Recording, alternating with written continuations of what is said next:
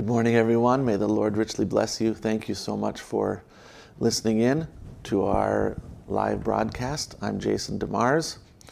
And if you have any questions, prayer requests, or testimonies, you can contact me at my website, jasondemars.com, or through any social media platform that you're listening on. And we are going to go into the topic entitled, Should Christians Participate in Halloween? So I want to look at the history of Halloween, and for a lot of you, perhaps this is just like, really, why is he going into this? It's obvious that we shouldn't. Well, it's not obvious for everyone. Obviously, Halloween is a holiday celebrated every year on October 31st.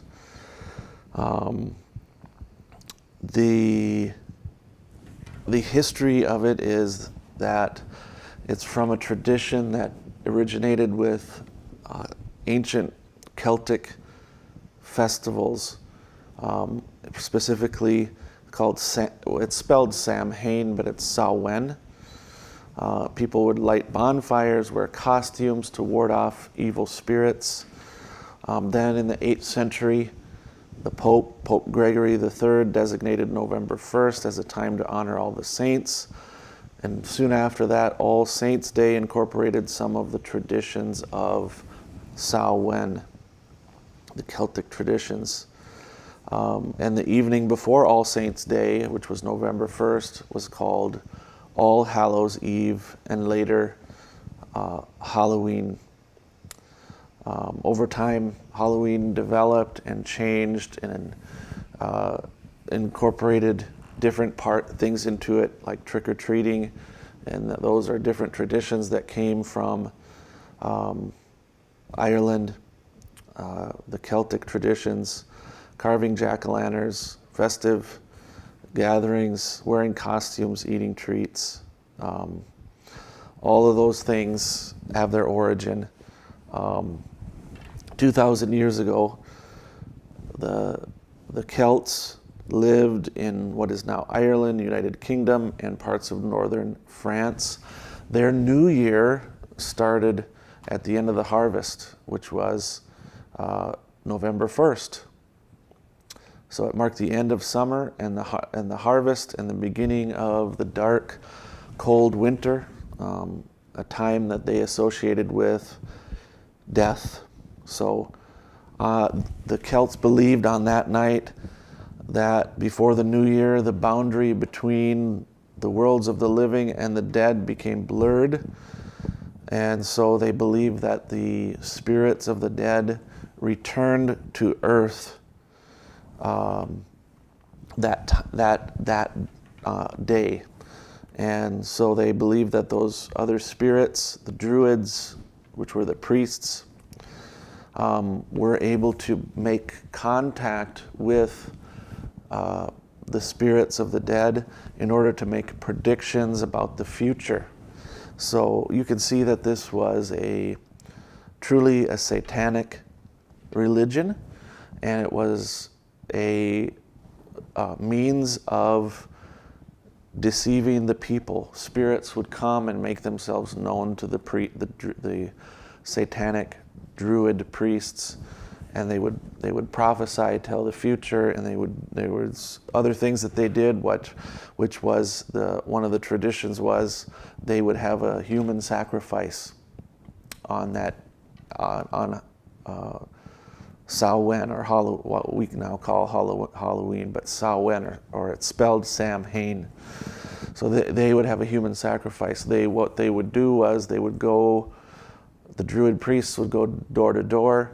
They would ask them for, either you give us an offering, whether that be money or whatever it might be, some kind of gift, or which could also be their daughter. They could give their daughter as a human sacrifice. Or if they refused to do that, the Druids would then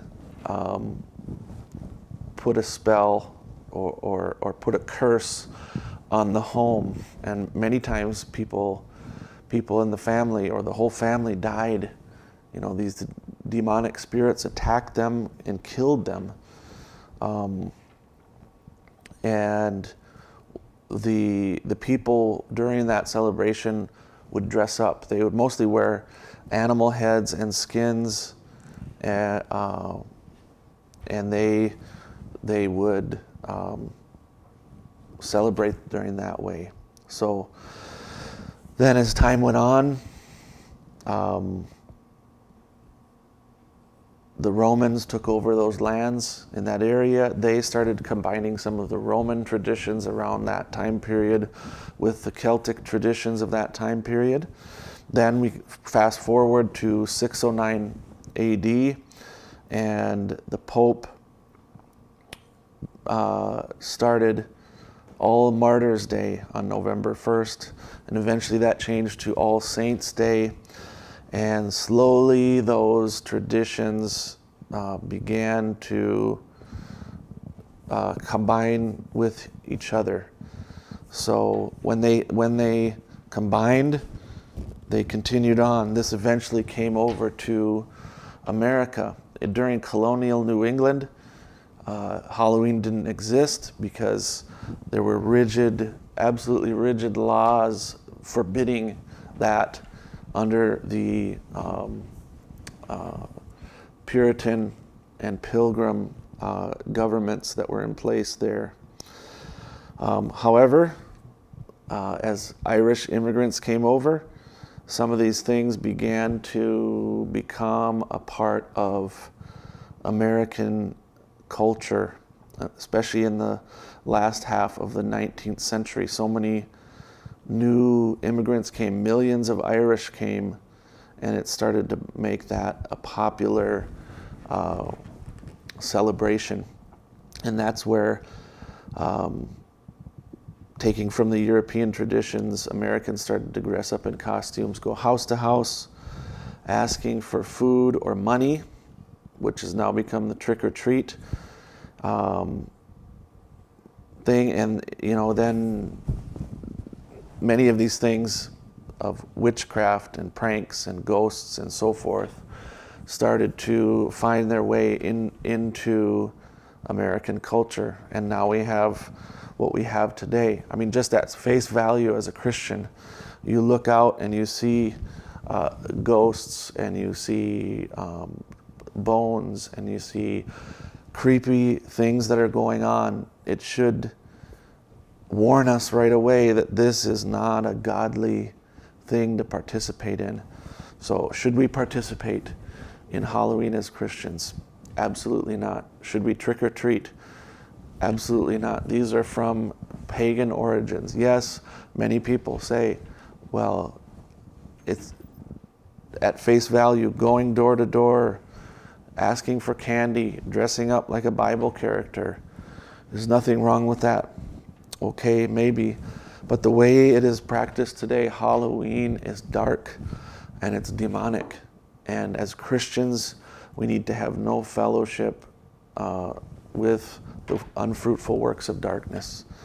Look, at one point in time, even when I was younger, there was very, very small amount of the darkness that's included in Halloween. Even you go back to the 30s, 40s, 50s, 60s, that dark part of Halloween was a very small portion. Kids dressed up as cowboys, they dressed up as Indians, they dressed up as characters from history or popular culture. They didn't dress up like demons. They didn't dress up like ghosts. They didn't dress up in evil characteristics.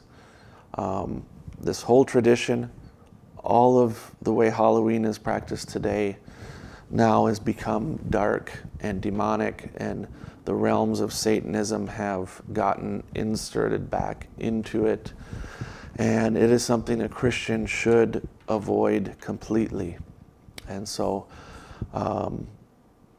give your kids an opportunity to do something different, do something fun, but don't forget about Halloween. For me personally, every October 31st, it's a time to remember the Reformation. October 31st, 1517 is the day that Martin Luther nailed the 95 Theses to the church door in Wittenberg, Germany.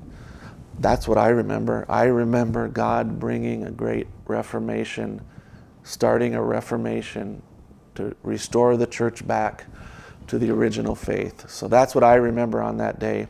If any questions, prayer requests, or feedback for me, please let me know. Thank you for listening in. May the Lord richly bless you.